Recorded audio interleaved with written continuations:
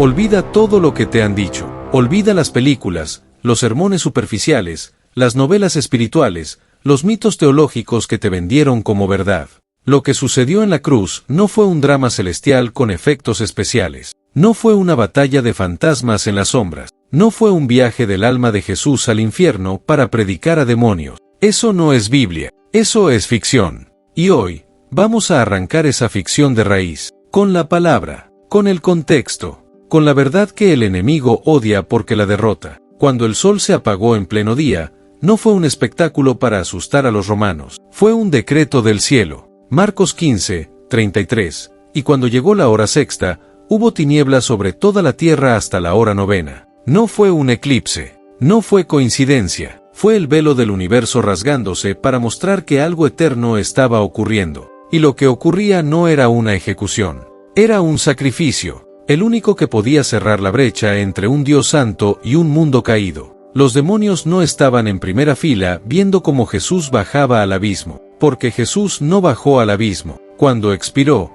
entregó su espíritu al Padre. Lucas 23, 46. Padre, en tus manos encomiendo mi espíritu. Y luego, silencio, porque los muertos duermen. Eclesiastés 9, 5. Los muertos no saben nada, no viajan, no predicen, no proclaman, duermen, hasta la resurrección. Y eso incluye a Jesús. Su cuerpo fue sepultado, su espíritu, en las manos del Padre, no en una misión espiritual al inframundo, no en una confrontación con potestades caídas, no en una predicación a almas encarceladas. Eso es una distorsión peligrosa que contradice la armonía de toda la Escritura. ¿Qué sintieron los demonios entonces? No vieron a Jesús caminando por el Hades, vieron su plan colapsar en la cruz, porque pensaron que al matarlo, lo detenían, pero no entendieron que su muerte era el cumplimiento del plan eterno. Hechos 2, 23. A este, entregado por el determinado consejo y anticipado conocimiento de Dios,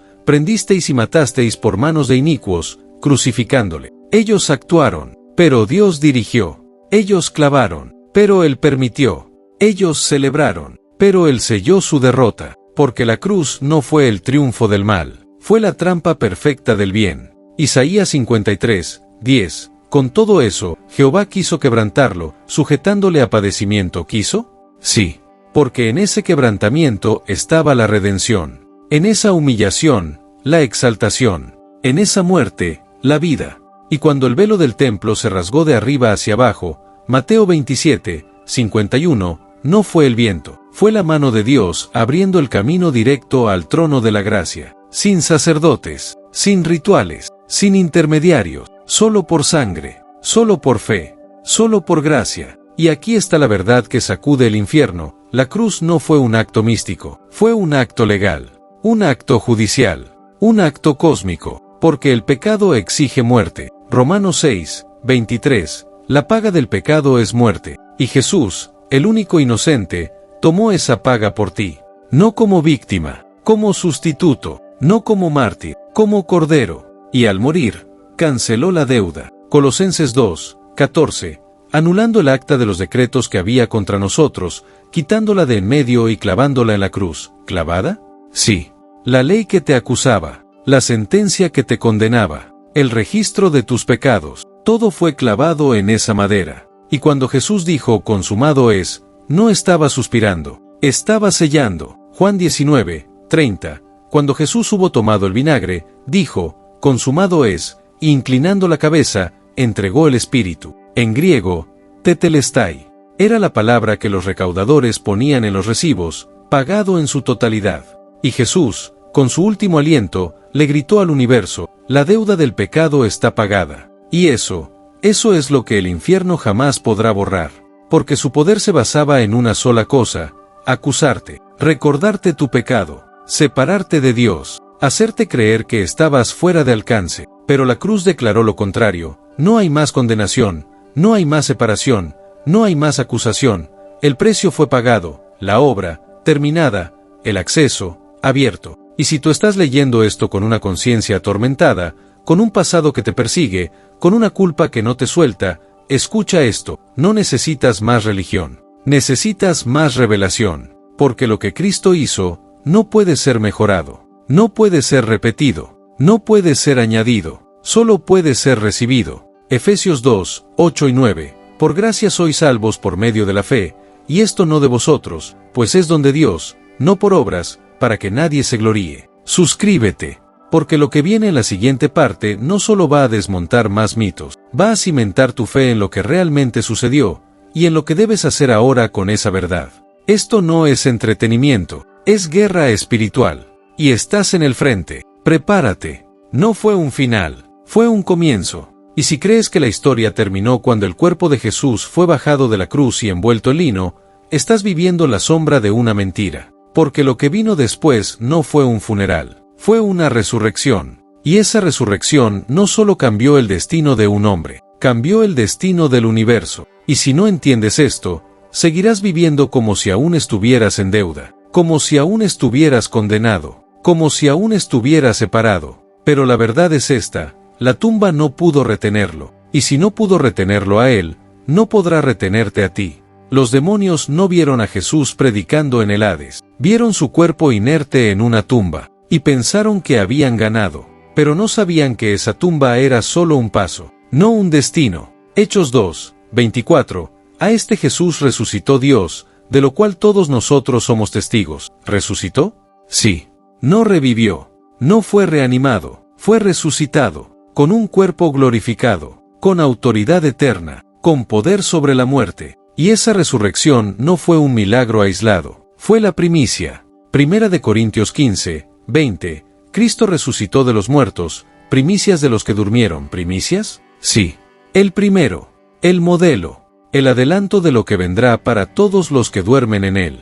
Y aquí está lo que el infierno jamás quiso que supieras: la muerte no es el fin, es un sueño profundo, silencioso, inconsciente, hasta que la trompeta suene. Eclesiastés 9, 5 y 6. Los muertos no saben nada, su memoria es puesta en olvido. No hay almas vagando, no hay espíritus viajando, no hay conciencia en la tumba. Solo espera hasta la resurrección. Y eso incluye a todos, justos y malos, porque Juan 5, 28 y 29 lo declara sin ambigüedad: vendrá hora cuando todos los que están en los sepulcros oirán su voz, y los que hicieron lo bueno saldrán a resurrección de vida, mas los que hicieron lo malo a resurrección de condenación. ¿Qué sintieron los demonios cuando Jesús resucitó?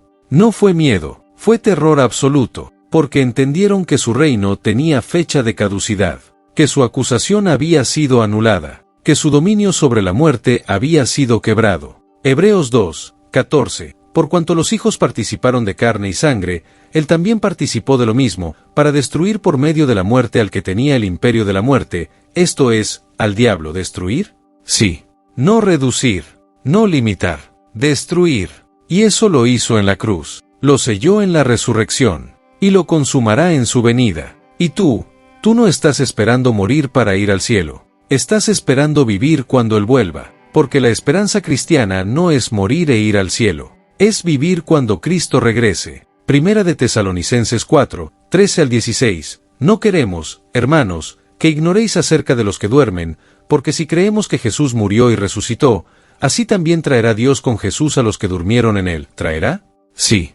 No los recogerá del cielo, los levantará de las tumbas, porque duermen en la tierra, no en el paraíso, no en el purgatorio, no en un limbo espiritual, en la tumba, hasta que Él venga. Y esa es la verdad que libera, porque si estás vivo hoy, no estás luchando solo, estás viviendo bajo la sombra de una victoria ya ganada. Efesios 1, 19 y 20. La supereminente grandeza de su poder para con nosotros los que creemos, conforme a la operación del poder de su fuerza, la cual operó en Cristo, resucitándole de los muertos. ¿Ese poder?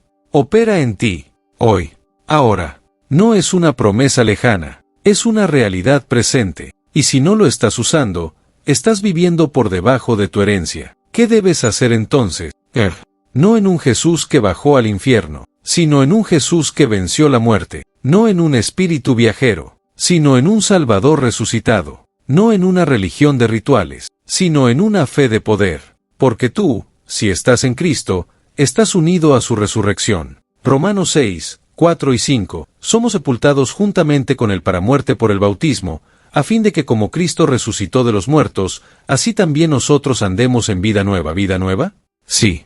no por esfuerzo, por resurrección, porque Él vive, y tú vives en Él. Y cada vez que clama su nombre, cada vez que confiesa su victoria, cada vez que declara su poder, el infierno retrocede. No porque tú seas fuerte, porque Él es fuerte en ti. Apocalipsis 12, 11. Ellos le han vencido por medio de la sangre del Cordero y de la palabra del testimonio de ellos. No por tus obras, por su sangre. Y por tu testimonio, tu confesión, tu fe en voz alta. Suscríbete, porque lo que viene en la tercera parte no es un cierre. Es un llamado a vivir en la autoridad de la resurrección, a caminar en la libertad de la cruz, a confrontar al enemigo con la verdad que él odia, que tú ya no le perteneces, que fuiste comprado por precio, que fuiste sellado por el Espíritu, que fuiste adoptado por el Padre, y que nada, absolutamente nada, podrá separarte del amor de Dios, que es en Cristo Jesús, nuestro Señor. No termina con un video, no termina con una emoción, no termina con un amén cómodo. Lo que se consumó en la cruz, debe consumarse en tu vida, hoy, ahora, en este instante, porque si crees que la victoria de Cristo es solo un capítulo histórico, estás viviendo la cárcel que el enemigo construyó con tus propias dudas. Pero la puerta está abierta, el velo está rasgado, la tumba está vacía, y tú tienes permiso para caminar en libertad. No por mérito, por gracia, no por esfuerzo, por fe, no por religión, por revelación. Los demonios no temen a tus oraciones repetidas, no temen a tus rituales religiosos, no temen a tus buenas intenciones, temen a una cosa, a un creyente que sabe quién es en Cristo, que conoce la sangre que lo compró, que entiende la resurrección que lo levantó, que vive bajo la autoridad del nombre que está sobre todo nombre. Filipenses 2, 9 al 11, por lo cual Dios también le exaltó hasta lo sumo, y le dio un nombre que es sobre todo nombre, para que en el nombre de Jesús se doble toda rodilla, y toda lengua confiese que Jesucristo es el Señor. ¿Toda rodilla? Incluyendo la tuya, incluyendo la del enemigo, porque Él es Señor, no solo del cielo, también de tu vida. Y si Él es tu Señor, nada en el infierno puede ser tu amo. Y si hoy estás cargando culpa, escucha esto, la cruz ya la canceló. Si estás cargando miedo, escucha esto, la resurrección ya lo destruyó. Si estás cargando condenación, escucha esto, el Espíritu ya te selló. Efesios 1, 13. En él también vosotros, habiendo oído la palabra de verdad, el evangelio de vuestra salvación, y habiendo creído en él, fuisteis sellados con el Espíritu Santo de la promesa. ¿Sellados? Sí. Como propiedad, como heredero, como hijo, no como esclavo, no como deudor, como hijo. Y eso cambia todo, porque ya no vives para ganarte el favor de Dios, ya lo tienes. Ya no vives para pagar por tus errores, ya fueron pagados. Ya no vives para impresionar al cielo con tus sacrificios. El único sacrificio que valió fue el de Cristo. Hebreos 10, 12. Pero habiendo ofrecido una vez para siempre un solo sacrificio por los pecados, se ha sentado a la diestra de Dios. ¿Una vez? Sí. Para siempre. No necesita repetirse, no necesita mejorarse, solo necesita ser recibido. Y si el enemigo viene a recordarte tu pasado, declara: estoy crucificado con Cristo, ya no vivo yo, más vive Cristo en mí. Gálatas 2, 20. Si viene a decirte que no eres digno, declara: no por obras, para que nadie se gloríe. Efesios 2, 9. Si viene a decirte que Dios te ha olvidado, declara: nunca te dejaré, ni te desampararé. Hebreos 13, 5. Tu arma no es el grito, es la palabra, no es la emoción. Es la confesión, no es la religión, es la verdad. Y esa verdad no es para guardarla, es para vivirla, para declararla, para gobernar con ella, porque tú no eres espectador de la victoria, eres portador de la victoria. Segunda de Corintios 5, 20. Así que, somos embajadores en nombre de Cristo. ¿Embajador? Sí.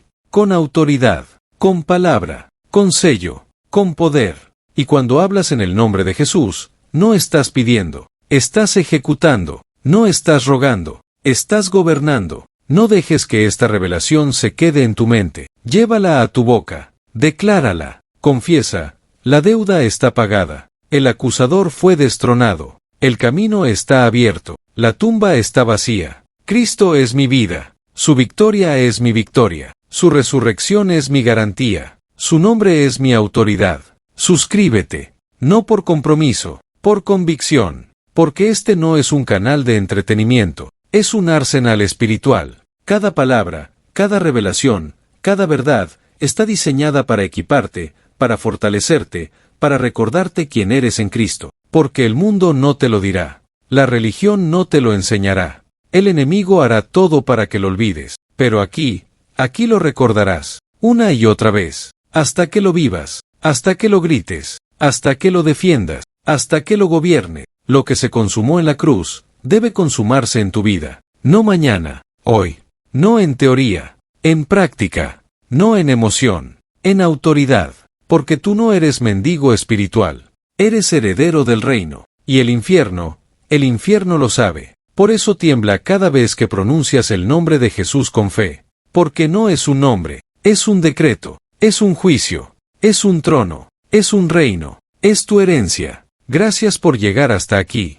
Pero esto no es un final. Es tu comienzo. En el nombre que dobla toda rodilla. En la sangre que habla mejor que la de Abel. En la palabra que no pasa. En la cruz que ya venció. En el Cristo que vive, y que vive en ti. Nos vemos en el próximo video. Pero hasta entonces, camina como lo que eres. Porque lo que se consumó en la cruz, ahora se vive en ti.